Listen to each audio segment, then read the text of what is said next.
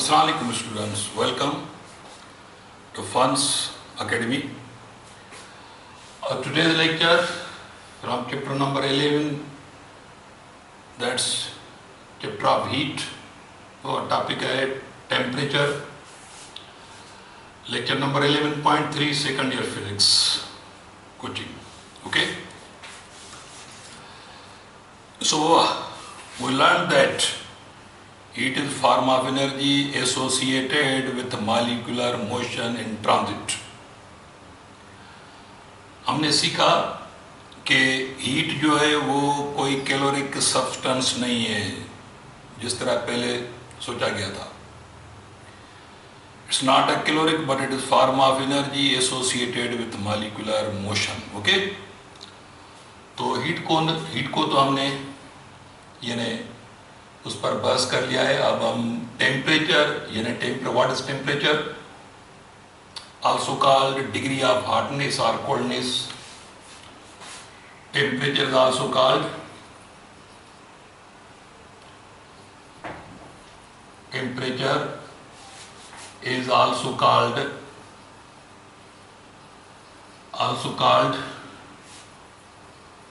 Degree of hotness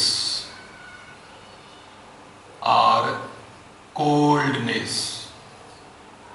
Degree of hotness or coldness. इसको हम heat level भी कहेंगे, also called heat level.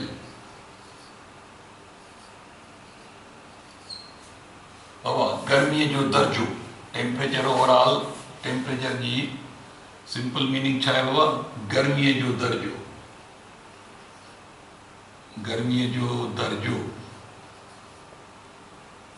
ठीक है, गर्मी का दर्जा. Also called heat level, not a heat but heat level.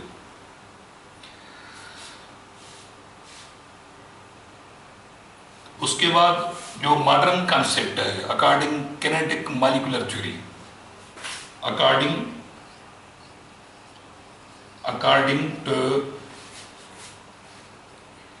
kinetic molecular theory, KMT means kinetic molecular theory. According to kinetic molecular theory, temperature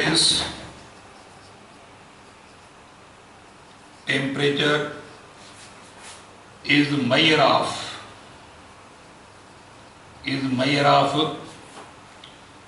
average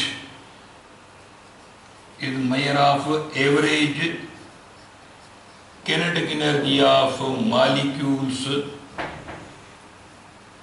molecules of the body. Average kinetic energy of molecules of the body. Temperature is a measure of average kinetic energy of molecules of the body. इसको हम आगे चलकर इसको prove भी करेंगे. वह हिन के अकेले सां will prove this in coming lectures. हाँ ॾिसो बाबा यादि रखो ये असां वटि हिकिड़ी ॿ बॉडीज़ आहिनि. ये बॉडीज़ जेके आहिनि ॾिसो ये molecules made up of molecules. ये बॉडीज़ मॉलिक्यूल जूं ठहियल आहिनि. Okay, and molecules are vibrating at their mean positions. All the molecules are in motion, in vibrational motion at their mean positions. They are in motion to and fro.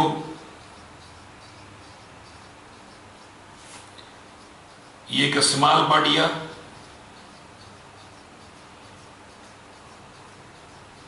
तो molecules जेके आहिनि उहे फर्ज़ कयो तो बाबा वाइब्रेशनल मोशन में है. हाणे यादि रखो हीअ ए बॉडी आहे, हीअ बाबा बी बॉडी आहे. ठीकु आहे, हिन जा मॉलिक्यूल्स फर्ज़ कयो माली नंबर ऑफ मॉलिक्यूल्स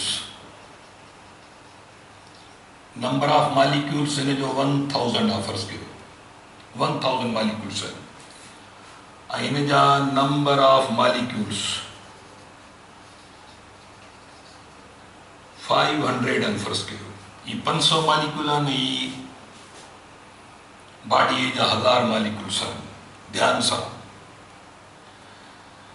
हाणे जेकॾहिं बाबा ॾिसो हिन जो मॉलिक्यूल फर्ज़ कयो पंहिंजे मेन पोजीशन खां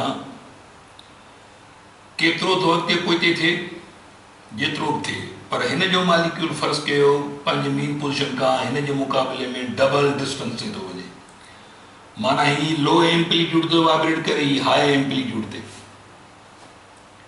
ऐं यादि रखे छॾियो जंहिं बि बॉडी जा मॉलिक्यूल जेतिरो हाई एम्पलीट्यूड ते हूंदा ओतिरो उन्हनि जी किनेटिक एनर्जी एवरेज वधीक आहे किनेटिक एनर्जी एवरेज हिननि मॉलिक्यूल जी वधीक आहे जेकॾहिं भली थोरा मॉलिक्यूल आहिनि पर हाणे जेकॾहिं यादि रखे छॾियो त इंटरनल एनर्जी जीअं त इंटरनल एनर्जी जेकॾहिं मेयर कंदासीं त पोइ ही मॉलिक्यूल ज़्यादा आहिनि सभिनी खां घणा आहिनि ऐं ही मॉलिक्यूल उन जे मुक़ाबले में हाफ आहिनि हाणे ज़हन में रखो त जेकॾहिं ॿिन्ही मॉलिक्यूल जो एम्पलीट्यूड साॻियो आहे वाइब्रेशनल मोशन जो एम्पलीट्यूड साॻियो आहे त पोइ इंटरनल एनर्जी हिन जी घणी आहे छाकाणि जो मॉलिक्यूल जो तइदाद वधीक आहे ऐं इंटरनल एनर्जी हिननि जी घटि आहे छाकाणि जो मॉलिक्यूल घटि आहिनि पर एवरेज किनेटिक एनर्जी ॿिन्ही जी साॻी थींदी छाकाणि जो ॿिन्ही जे मॉलिक्यूल जो वाइब्रेशनल एम्पलीट्यूड ॿिन्ही जो हिकु जहिड़ो आहे त पोइ एवरेज किनेटिक एनर्जी बि साॻी थींदी पर इंटरनल एनर्जी हिन जी वधीक आहे छाकाणि जो हिन जो मॉलिक्यूल जो तइदाद वधीक आहे छाकाणि जो internal energy sum of kinetic and potential energy of all the molecules of the body उन करे ही ज़्यादा मॉलिक्यूल आहिनि उन करे इंटरनल एनर्जी हिननि जी घणी आहे हिननि जी थोरी आहे पर जेकॾहिं ॿिन्ही जो वाइब्रेशनल एम्पलीट्यूड साॻियो आहे त पोइ किनेटिक एनर्जी बि ॿिन्ही जी साॻी एवरेज किनेटिक एनर्जी साॻी आहे यादि रखे छॾियो in case if amplitude of vibrational amplitude of both bodies having same यानी एम्पलीट्यूड जेकॾहिं सेम आहे त पोइ ॿिन्ही जी एवरेज किनेटिक एनर्जी बि साॻी आहे ऐं एवरेज किनेटिक एनर्जी साॻी आहे त माना ॿिन्ही जो टेम्परेचर बि साॻियो आहे पर इंटरनल एनर्जी पोइ हिन जी घणी आहे इंटरनल एनर्जी हिन जी घटि आहे पर एवरेज किनेटिक एनर्जी ॿिन्ही जी सेम थींदी माना टेम्परेचर बि पोइ ॿिन्ही जो सेम थींदो पर जेकॾहिं फ़र्ज़ था कयूं हिन बॉडीअ जो असां एम्पलीट्यूड हिन जे मुक़ाबले में ॿिए जो एम्पलीट्यूड डबल आहे त पोइ एवरेज किनेटिक एनर्जी हिन जी डबल आहे माना टेम्परेचर पोइ हिन जो डबल आहे यादि रखे छॾियो पोइ हीअ हॉट बॉडी सॾिबी हीअ हाई टेम्परेचर वारी बॉडी सॾिबी हीअ पोइ कोल्ड बॉडी सॾिबी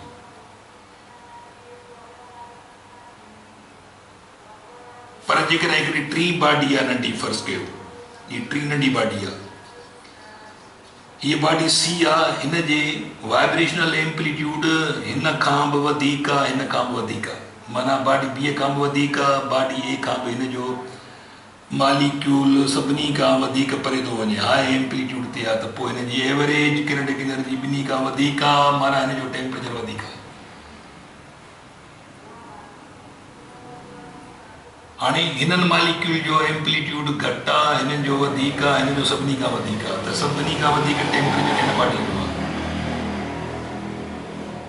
माना ही सभिनी खां हार्ड बॉडी आहे हाणे सी जे मुक़ाबले में बी कोल्ड बॉडी आहे वरी बी जे मुक़ाबले में ए कोल्ड बॉडी आहे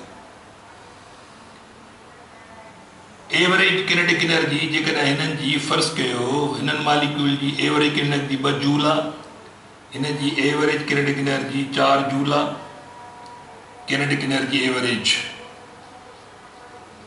हिन जी 2 जूल आहे हिन जी किनेटिक एनर्जी एवरेज 4 जूल आहे हिन जी किनेटिक एनर्जी एवरेज इन जी जगह 8 जूल आहे।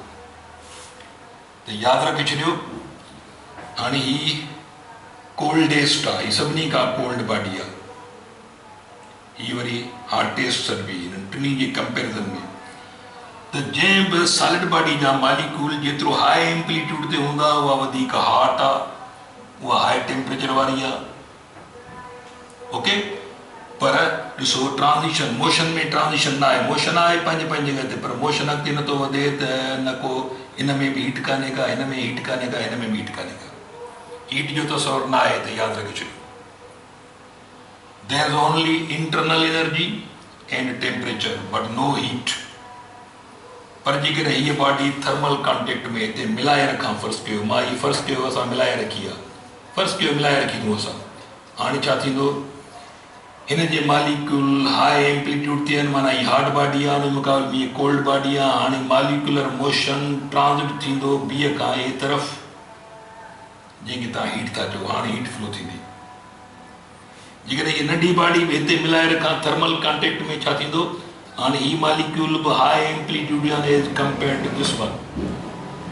त हाणे हिते यादि रखे छॾियो त बॉडी जेका हीअ सी आहे इहा हीट सप्लाई कंदी बी खे, बी हीट सप्लाई कंदी ए खे। कुझु वक़्त खां पोइ छा थींदो, सभिनी जो यानी वाइब्रेशनल एम्पलीट्यूड हिन जो बि साॻियो थी वेंदो, हिन जो बि साॻियो थींदो, हिन जो बि साॻियो थी वेंदो, माना पोइ हीट माना फ्लो थियणु ख़तमु थी वई। थर्मल इक्विलिब्रियम कंडीशन सदबी आहे, छा सदबी आहे, थर्मल इक्विलिब्रियम कंडीशन। माना हाणे हीट जो तस्वर पोइ ख़तमु थी वियो। जेसि ताईं मोशन ट्रांज़िट थी रहियो आहे सी खां बी ताईं, बी खां ए ताईं, तेसि ताईं हीट फ्लो थी रही आहे from C to B, from B to A. पर कुझु वक़्त खां पोइ इहो फ्लो ख़तमु थींदो, मालिकुलर मोशन ट्रांज़िट ख़तमु थी वेंदो, पोइ एवरेज मालिकुलर मोशन जेको हूंदो साॻियो एम्पलीट्यूड थींदो सभिनी जो, ए जो, बी जो, सी जो। माना हाणे इहा थर्मल इक्विलिब्रियम कंडीशन आहे। हाणे थर्मल इक्विलिब्रियम कंडीशन में छा थो थिए पियो, सभिनी जी माना एवरेज किनेटिक एनर्जी साॻी थी वेंदी, माना टेम्परेचर साॻियो थी वेंदो, हीट लेवल सभिनी जी साॻी थी वई, हीट लेवल गर्मी जो दर्जो सभिनी जो साॻियो थी वियो, पर हीट ख़तमु थी वई। हाणे इंटरनल एनर्जी हिन में सभिनी खां घणी आहे, छाकाणि जो घणा मालिक्यूल आहिनि, हिन में बी में घटि आहे, हिन में सभिनी खां घटि आहे। पर हाणे हीट जो तस्वर न आहे। हीट जो तस्वर तॾहिं जॾहिं मालिक्यूलर मोशन ट्रांज़िट में हुजे। हाणे हिन सॼे सिस्टम में this system consist of 3 bodies, body C, body B, body A. Now this system possesses internal energy, possesses average kinetic energy. This system possesses same temperature, सभिनी जो टेम्परेचर हिकिड़ो ई आहे सभिनी बॉडीज़ जो, छाकाणि जो सभिनी जी किनेटिक एनर्जी हिकिड़ी आहे, छाजे करे जो सभिनी जो वाइब्रेशनल एम्पलीट्यूड सभिनी जो साॻियो आहे, त पोइ एवरेज किनेटिक एनर्जी साॻी आहे। बाक़ी इंटरनल एनर्जी हिन बॉडी जी सभिनी खां घणी आहे, हिन बॉडीअ जी घटि आहे, हिन जी सभिनी खां घटि थींदी। हाणे इहो आहे तव्हांजो यानी टेम्परेचर जो कॉन्सेप्ट। त temperature is measure of average kinetic energy of molecules of the body. त जंहिं बॉडीअ वटि, जंहिं बॉडी जे मालिक्यूल जी एवरेज किनेटिक एनर्जी वधीक हूंदी त पक सम्झो हुनजो मालिक्यूल पंहिंजे मेन पोज़ीशन खां तमामु घणो परे थो वञे। गैसिस में वरी जेको मालिक्यूल ट्रांसलेशनल मोशन माना हिकु हंधि खां ॿिए हंधि जेतिरो फास्ट मूव कंदो उहो वधीक टेम्परेचर वारो मालिक्यूल आहे। अचूं था उते बि ॾिसो हिते। हाणे फ़र्ज़ु कयो हिकिड़ी बॉडी आहे जंहिंजे मालिक्यूल वटि, जंहिंजा मालिक्यूल बिल्कुलु रेस्ट में आहिनि, डेड मालिक्यूल्स आहिनि, रेस्ट में आहिनि, बिल्कुलु रेस्ट में। माना पोइ हिते इहो हाणे टेम्परेचर सरबो एब्सोल्यूट ज़ीरो। माना हिन बॉडी वटि टेम्परेचर एब्सोल्यूट टेम्परेचर ज़ीरो आहे, केल्विन टेम्परेचर माना इहो ज़ीरो सरबो। इंटरनल एनर्जी भी कान्हे, किनेटिक एनर्जी भी कान्हे, त एवरेज किनेटिक एनर्जी माना न हिन बॉडी वटि हीट आहे, न इंटरनल एनर्जी आहे, न टेम्परेचर आहे, कुझु बि न आहे। टेम्परेचर केॾीमहिल डेवलप थींदो, टेम्परेचर तॾहिं वधंदो आहे जॾहिं हीट सप्लाई ते ॾिसो हाणे हिकिड़ी ॿी बॉडी आहे, फ़र्ज़ु कयो उन जे मालिक्यूल वटि मोशन मौजूदु आहे। हाणे हिन वटि मोशन मौजूदु आहे, फ़र्ज़ु कयो ए बॉडी इनिशियली फ़र्ज़ु कयो आइसोलेटेड ई, उन वटि मालिक्यूल वटि को बि मोशन न हो, फ़र्ज़ु था कयूं, ठीकु आहे। हाणे ॿी बॉडी आहे, असां छा कयो आहे, असां हिन बॉडी सां थर्मल कॉन्टेक्ट में आंदी आहे बॉडी बी। हाणे नतीजो छा मिलंदो, नतीजो मिलंदो त हीअ बॉडी बीअ जे मालिक्यूल जी हरकत शिफ्ट थींदी, माना हीट शिफ्ट थी थिए, हीअ हीट फ्लो थी वई। हाणे हीट शिफ्ट थींदी त हीअ मालिक्यूल हरकत में ईंदा, हरकत में ईंदा माना हाणे हिन जी kinetic energy, average kinetic energy वधंदी वेंदी, माना ॿिए लफ़्ज़नि में हिन जो टेम्परेचर हाई थी रहियो आहे, माना हीट सप्लाई करण सां टेम्परेचर हाई थींदो आहे। हाणे हिन जो टेम्परेचर लो थी रहियो आहे, हिन जो टेम्परेचर हाई थी रहियो आहे, ही हॉट बॉडी आहे, उन जे मुक़ाबले में हीअ एब्सोल्यूट ज़ीरो अथई, कोल्ड बॉडी ॿिए लफ़्ज़नि में। हाणे हिननि मालिक्यूल खे हरकत ॾियण लाइ असां छा कयो आहे, असां थर्मल कॉन्टेक्ट में हिकु अहिड़ी बॉडी आंदी आहे जंहिं वटि इंटरनल एनर्जी मौजूदु हुई। हाणे उहा इंटरनल एनर्जी हीट जी सूरत में शिफ्ट थी रही आहे बीअ खां ए तरफ़, त हाणे हिन में साह पियो आहे, हिननि मालिक्यूल में हरकत अची वई, माना हिननि में टेम्परेचर अची वियो। त हीट सप्लाई करण सां टेम्परेचर हाई थींदो आहे, यादि रखे छॾियो। हिन जो टेम्परेचर लो थी रही आहे छाकाणि हिन मां हीट ख़ारिज थी रही आहे बीअ खां ए तरफ़, हीट ख़ारिज थी रही आहे माना मालिक्यूलर मोशन ट्रांजिट थी रहियो आहे बीअ खां ए, माना ॿिए लफ़्ज़नि में हीअ बॉडी पंहिंजी इंटरनल एनर्जी, बी बॉडी पंहिंजी इंटरनल एनर्जी ए खे ॾेई रही आहे हीट फॉर्म में। पोइ कुझु वक़्त खां पोइ छा थींदो, कुझु वक़्त खां पोइ मालिक्यूलर एवरेज मालिक्यूलर मोशन ॿिन्ही जो साॻियो थी वेंदो, माना एवरेज किनेटिक एनर्जी ॿिन्ही जी साॻी थींदी, पोइ टेम्परेचर हिन जो साॻियो थी वियो, थर्मल इक्विलिब्रियम कंडीशन। हाणे इंटरनल एनर्जी हिन में बि आहे, हिन में बि आहे, टेम्परेचर ॿिन्ही में साॻियो आहे। हाणे टेम्परेचर एवरेज किनेटिक एनर्जी ॿिन्ही मालिक्यूल जी साॻी थी वेंदी, पोइ हीअ ट्रांज़िशन बि ख़तमु आहे, माना हाणे हीट ख़तमु आहे सिस्टम मां, ॿिन्ही बॉडीज़ मां हीट ख़तमु। हाणे न हीअ कोल्ड रही न हीअ हॉट रही, हाणे हॉट ऐं कोल्ड जो कॉन्सेप्ट ख़तमु थी वेंदो। हाणे नथा अची सघूं त तव्हां कहिड़ी हॉट आहे कहिड़ी कोल्ड आहे, हॉट ऐं कोल्ड बि कंपेरिज़न में ॻाल्हाइबो आहे, यादि रखे छॾियो। हाणे पहिरियां हीअ हॉट हुई हीअ कोल्ड हुई, पर हाणे न हॉट लफ़्ज़ ॻाल्हाइबो न कोल्ड, हीअ इक्विलिब्रियम कंडीशन आहे, थर्मल इक्विलिब्रियम कंडीशन। हाणे हिन सिस्टम में इंटरनल एनर्जी आहे टोटल, एवरेज किनेटिक एनर्जी ॿिन्ही जी साॻी आहे, माना टेम्परेचर ॿिन्ही जो साॻियो आहे, पर हीट ख़तमु आहे, यादि रखे छॾियो। हाणे जेकॾहिं हीउ हिकिड़ो आइसोलेटेड सिस्टम आहे, माना अलॻि थलॻि, हिन जो सराउंडिंग सां कंहिंसां को बि तालुक़ु न आहे, त पोइ हिन बॉडीअ में बिल्कुलु हाणे हीट जो कॉन्सेप्ट ई न आहे। हाणे हिन में इंटरनल एनर्जी आहे, एवरेज किनेटिक एनर्जी ॿिन्ही बॉडी जी साॻी आहे, पर जेकॾहिं ए बॉडीअ जा मालिक्यूल घणा आहिनि, हिन जा थोरा आहिनि, त पोइ ए बॉडी वटि वरी इंटरनल एनर्जी वधीक आहे, हिन जी घटि आहे। इहो वरी मालिक्यूल जे डिफरेंस जे करे थींदो। त इहो तव्हांजो कॉन्सेप्ट। हाणे ॾिसो ओवरऑल छा कंदासीं, temperature is because of molecular motion. जेकॾहिं बॉडीअ में मालिक्यूलर मोशन आहे त टेम्परेचर बि आहे, छाकाणि मालिक्यूलर मोशन हूंदो त एवरेज किनेटिक एनर्जी बि हूंदी, हरकी तवानाई बि हूंदी, उहा सरासरी केतिरी आहे जंहिंखे टेम्परेचर था चओ। पर हाणे मोशन मालिक्यूल में आहे ई कोन, मोशन मालिक्यूल में आहे ई कोन, त पोइ टेम्परेचर बि न आहे, इंटरनल एनर्जी बि न आहे, एवरेज किनेटिक एनर्जी बि न आहे, हीट त उहो ई कान हूंदी।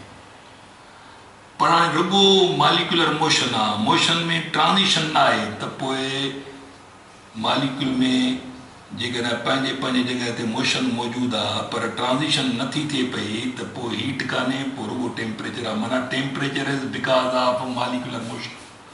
यादि रखे छॾियो, ख़ासि ॻाल्हि आहे, temperature temperature temperature is because of molecular motion. Molecular motion, temperature is because of molecular motion, and heat is because of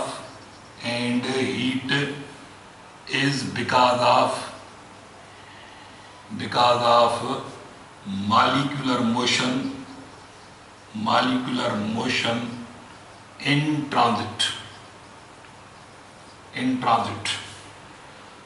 ताणी हिते टेम्परेचर त आहे, एवरेज किरण माना हरकत आहे त टेम्परेचर आहे, ऐं जेकॾहिं मॉलिक्यूलर मोशन ट्रांजिट थी रहियो आहे हिकु एंड खां ॿी एंड ताईं या ॿी बॉडी तरफ़, त पोइ हीट बि आहे, न त अदरवाइज़ हिन सॼे सिस्टम में टेम्परेचर आहे। जेकॾहिं मॉलिक्यूलर मोशन सभिनी जो हिकु जहिड़ो आहे, माना एम्पलीट्यूड हिकु जहिड़ो आहे, त सभिनी जो टेम्परेचर सॼे सिस्टम जो हिकिड़ो ई आहे। पर जेकॾहिं सभिनी मॉलिक्यूल जी हरकत ज़ीरो आहे त पोइ टेम्परेचर बि ज़ीरो आहे। The temperature is because of molecular motion and heat is because of molecular motion in transit. ये ख़ास ॻाल्हियूं आहिनि, ज़हन में रखी छॾियो। त हाणे तव्हां सम्झी विया हूंदो इन जो कॉन्सेप्ट, त what is heat and what is temperature. Temperature is because of molecular motion and heat is because of molecular motion in transit. Okay, त इहो तव्हांजो बाबा जो को लेक्चर वाइंड अप था कयूं। पंहिंजो ख्यालु कजो, वरी ॿिए लेक्चर सां पाण गॾु हूंदासीं। अल्लाह हाफ़िज़।